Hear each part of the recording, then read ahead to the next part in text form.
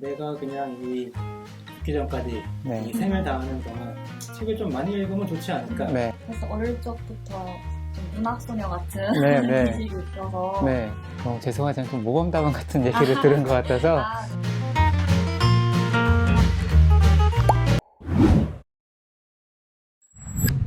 안녕하세요. 문구스토리 편집자 정대영이라고 합니다. 분기별로 은행나무 출판사 편집자님과 마케터님을 모시고 책에 관한 다양한 이야기를 나누도록 하겠습니다. 안녕하세요. 저는 은행나무 출판사 해외문학팀에서 편집을 담당하고 있는 편집자 허유민이라고 합니다. 네, 안녕하세요. 저는 문학출판사 마케터 강원무라고 합니다. 잘 부탁드리겠습니다.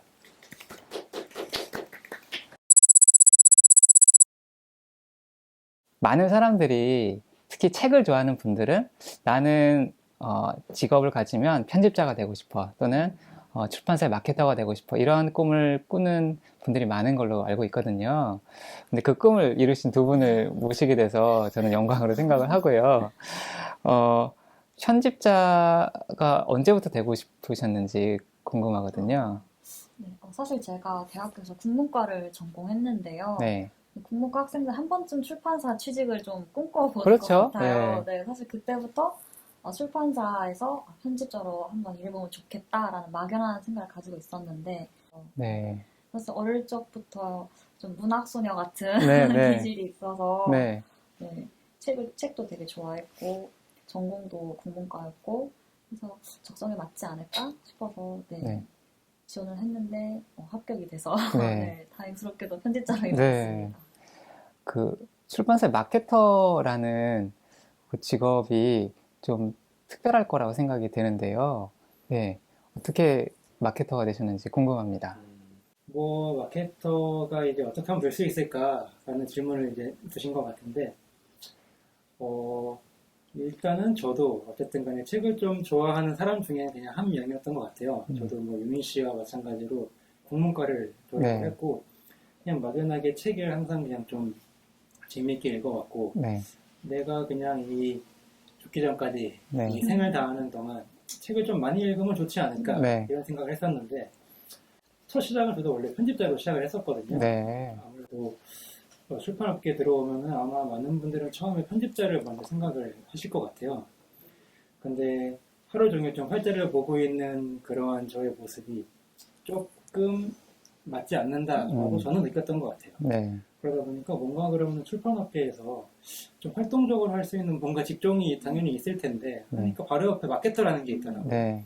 그래서 조금 시선을 옮겨서 마케터로 좀 준비를 했고 책을 좀 그냥 다채롭게 좀 더 많이 읽고 그냥 책을 어떻게 편집하는 스킬보다는 그냥 책을 좀 더 어떻게 하면 홍보하고 좀 알리는데 뭐 어떤 방법들이 있을까 고민하고 저도 문을 두드린 결과 은행나무로 이렇게 지금 마케터로서 일하게 되었습니다. 네.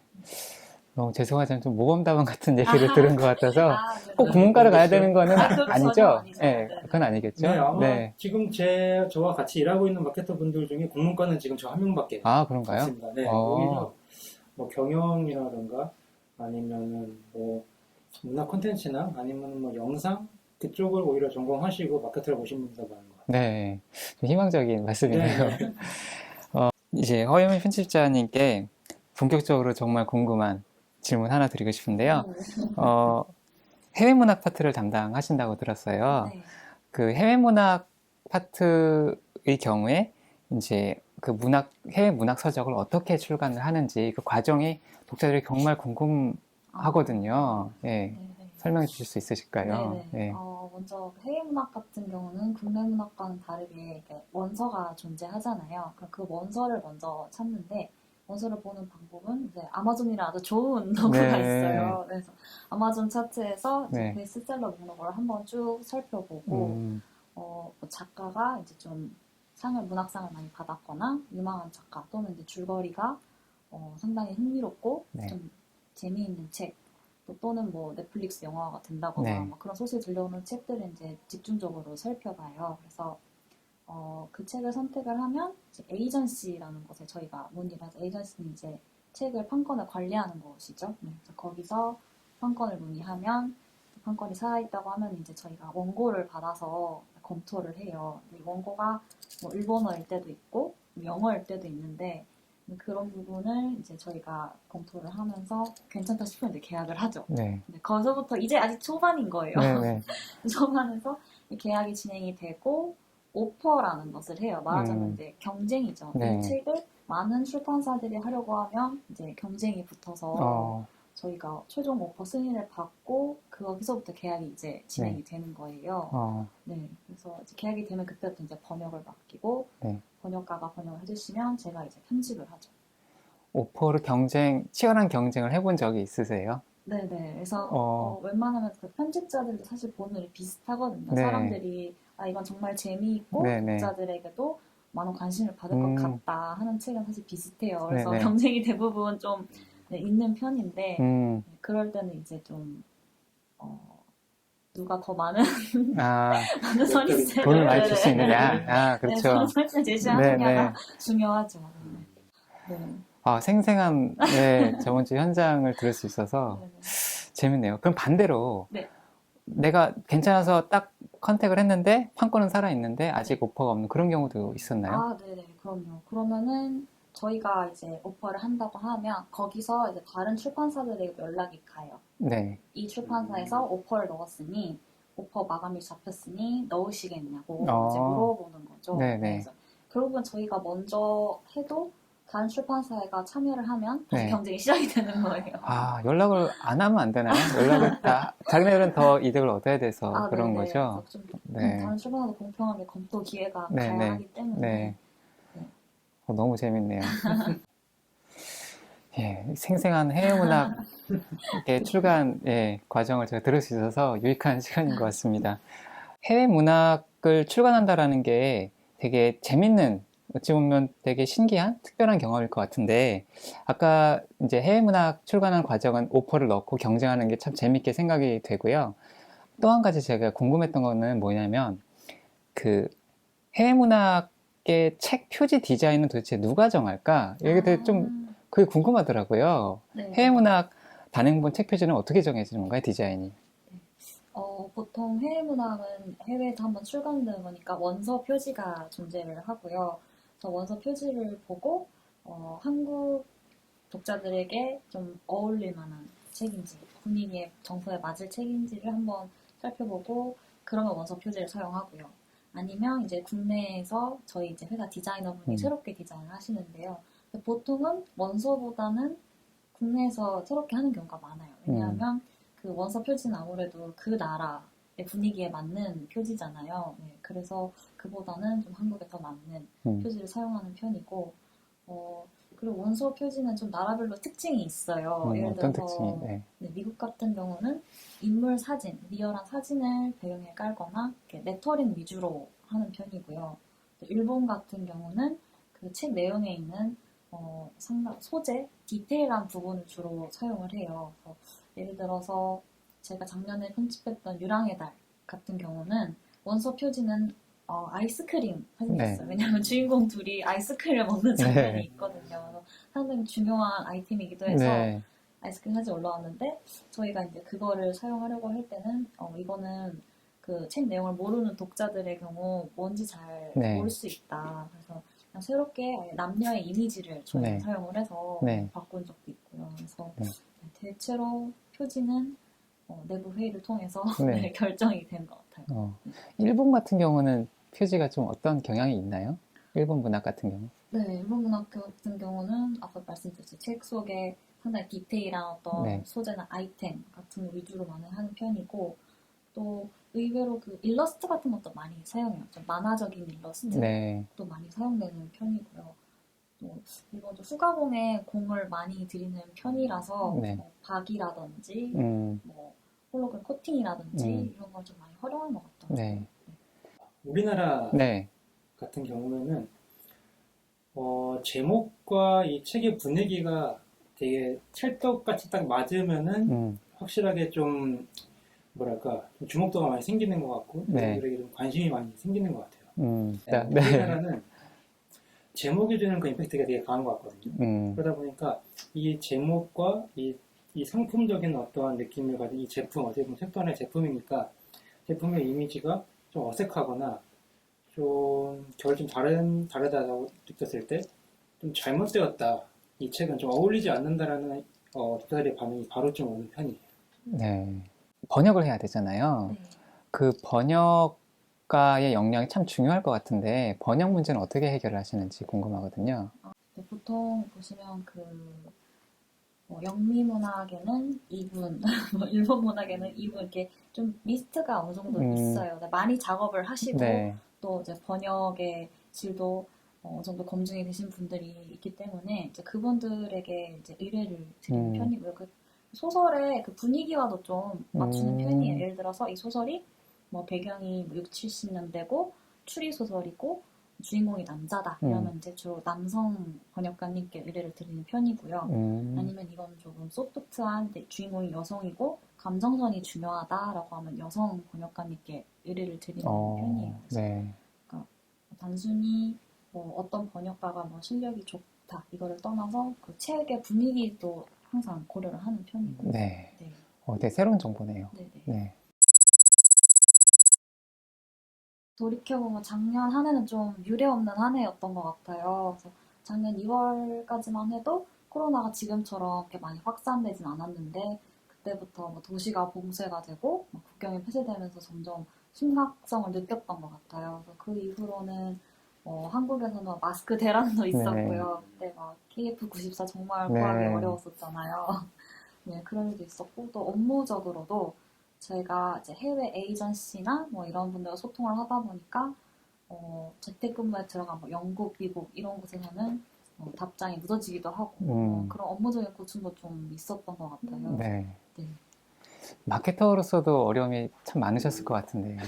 그렇죠. 아무래도 저도 뭐 업무적인 얘기를 뭐 잠깐 하자면은 어떻게 보면 마케터의 영역은 오프라인과 온라인으로 크게 두 가지로 나뉠 수가 있는데 이 코로나 사태가 발생을 하니까 오프라인 쪽에서는 어떻게 보면 영역을 진짜 저희가 진행을 할 수가 없는 그런 상황이더라고요. 네. 그러다 보니까 마케팅을 절반밖에 진행할 수가 없는 좀 그런 어려움이 있었는데 아마 앞으로 이 코로나 사태를 통해서 어떻게 보면 우리가 독자들과 이제 온라인으로 주로 소통을 하게 될 텐데 그러한 부분들을 좀 미리 체감하고 독자분들에게 좀 저희가 그러면은 온라인상으로 어떻게 좀 다가갈 수 있을까 좀 여러 가지 시도를 해볼 수 있는 그런 한 해였던 것 같습니다. 네. 해외여행의 기회도 놓치셨다고 들었는데 그 무슨 사연인가요? 네. 사실 마케터도 같이 동행해서 갈 수 있는 기회였었거든요 이번에 좀. 근데 아마 주로 이번 기회에 편집부가 이제 먼저 가서 그 해외 나가서 이제 해외 에이전시들하고 작가들하고 만나는 기회가 이번에 원래 있었죠. 네.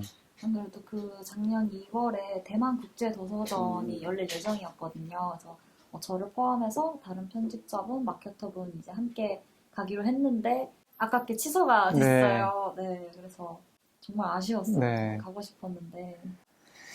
국제도서전 이게 좀 그 오프라인이 이제 취소가 되면서 마케터로서도 다양한 시도를 할 수밖에 없는 상황이 조성됐던 것 같아요.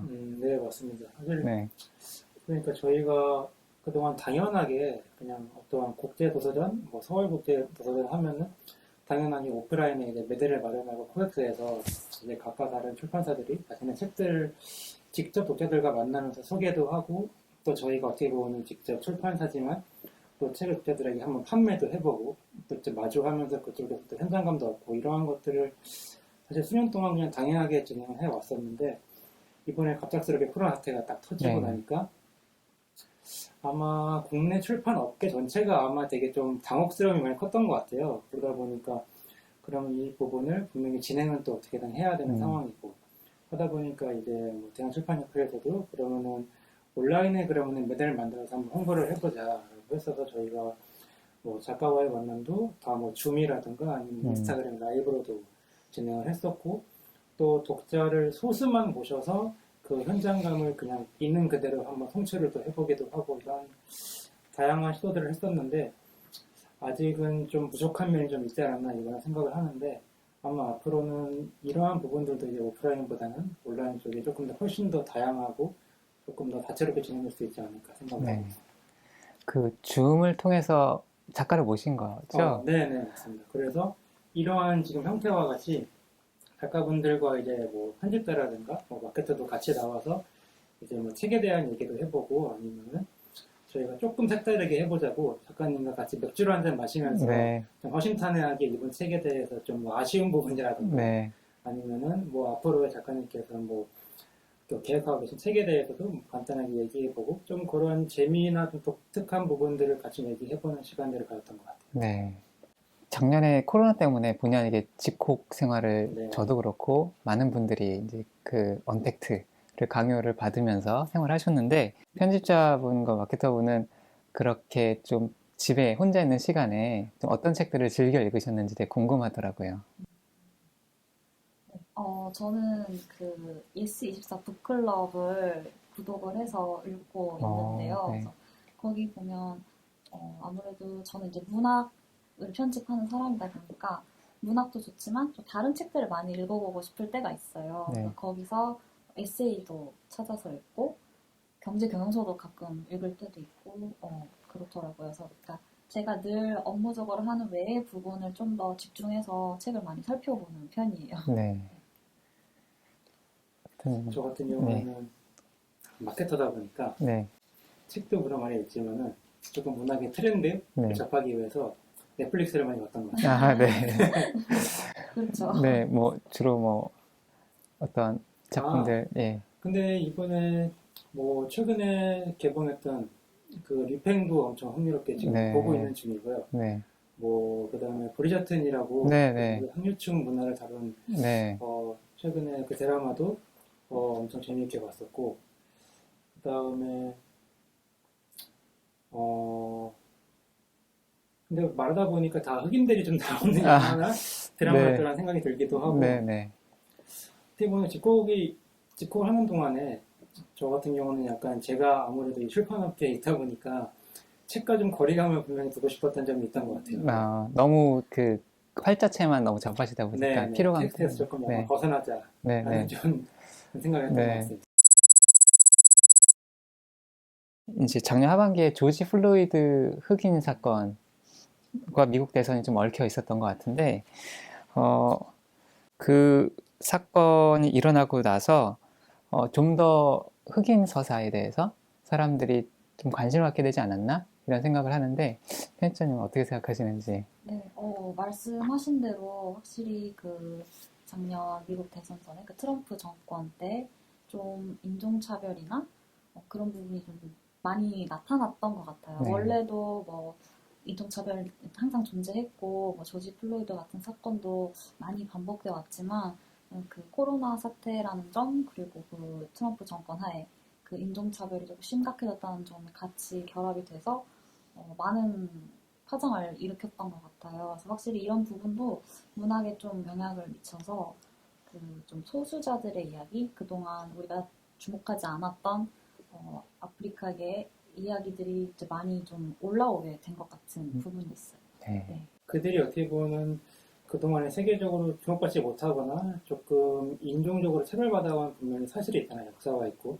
근데 그러한 것들이 사실 우리나라와는 조금 거리감이 되게 그동안 있던 것이 사실이었던 것 같아요. 그래서 뭐 제가 출판업계에 몇십 년 있던 건 아니지만 당장 제가 머물러 있던 그 시간 동안에도 흑인이 이제 등장하는 어떤 문학이라든가 콘텐츠 하면은 조금 우리와는 좀 거리가 멀고 아니면 나는 잘 모르는 얘기 약간 이러한 느낌이 저도 있었고 독자분들은 더했던 것 같은데 아마 방금 얘기해 주신 그 조지 플로이드 사건도 그렇고 뭔가 세계적인 어떤 동향도 그렇고 뭐 흑인이 등장하는 어떤 콘텐츠라든가 문화업계로서 받아들이는 어떤 흐름이 되게 좀 급격하게 빨라진 부분들이 있고 그러한 어떠한 접점이 책으로도 최근에는 좀 분명히 드러나고 있는 것 같아요. 네. 해외 문학 쪽의 트렌드는 앞으로 어떻게 될 거라 예상하시는지 궁금했습니다.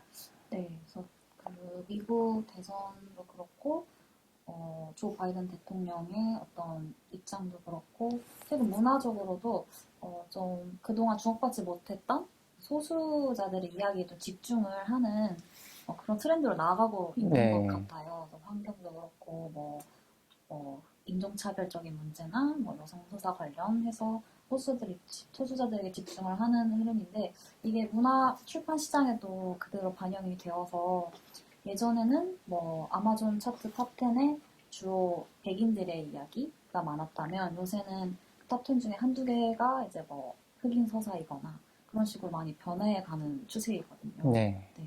그 기생충이 이제 네.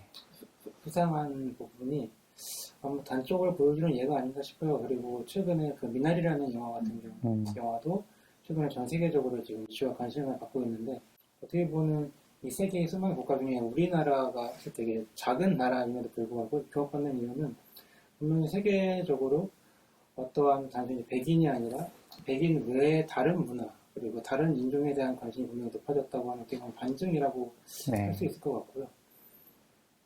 그 반증 같은 경우에도 올해 저희가 책으로도 많이 느꼈던 게 그동안 좀 감춰졌던 이야기라고 해야 될까요? 아니면은 그동안 내가 막 피해받아 왔거나 차별받아 와가지고 상처 입었기 때문에 좀 알아봐 달라 이런 내용이 아니라 너네가 상처 입은 거는 상처 입은 게 아니야. 너네 그냥 달랐다는 거에 대해서 그냥 그거를 우리가 그동안 인정 못했을 뿐이지 라고 하는 메시지를 사람들이 좀 자연스럽게 이제 좀 그냥 받아들이는 것 같아요. 그게 이상하다거나 조금 이거를 왜 몰랐지 이게 아니라 이제 우리 다 알고 있어 더 알아줄게 라고 하는 좀 뭔가 대중들의 인식들이 많이 좀 바뀌지 않았나 생각들을 좀 하게 되는 것 같고 앞으로 더 많이 좀 그런 길이 나올 것 같아요. 네. 네. 좀 더 이 사람들의 좀 포용하는 그런 인식이 더 커져가고 있다 이렇게 생각할 수가 있겠네요. 네. 짧은 시간 너무 재밌는 얘기 많이 해주셔서 너무 감사하고요. 저희 잠시 쉬었다가 다음 영상에서 또 찾아뵙도록 하겠습니다. 네. 최근에는 이제 그 흐름이 바뀌면서 최초의 흑인 여성 이제 부커상 수상자도 나오고 그런 지점에서 좀 어떤 고정관념을 깨트린 소설이 아닌가 싶어요.